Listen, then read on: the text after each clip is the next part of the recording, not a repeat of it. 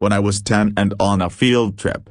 So I grew up in Northern Virginia, and we had plenty of battlefields and such to visit for school field trips.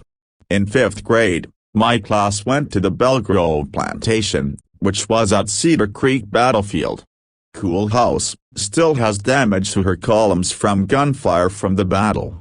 Anyhoo, my class was in the kitchen of the plantation, listening to the tour lady talk about whatever it is you'd tell a bunch of 10-year-olds about plantation life. There are these big double doors on each side of the room, and they are open. And then we hear humming coming from outside. The teacher's aide, who I'll call Bulldog cause she looked like one, told us that whoever was humming to knock it off. But that's the thing, it wasn't any of us, and it was coming from outside. Bulldog goes out one side of the kitchen, comes back in and goes out the side that leads to the garden. She comes back in, says to the tour lady no one at all is out there, but she could hear the humming right there in the garden.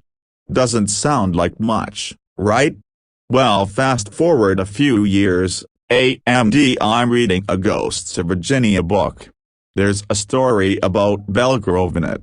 Apparently the lady of the house was found in the smokehouse one day, badly beaten, half in the embers, with clear fist imprints on her face. She dies just a few days later. A slave girl was accused of the beating and murder and was hanged for it.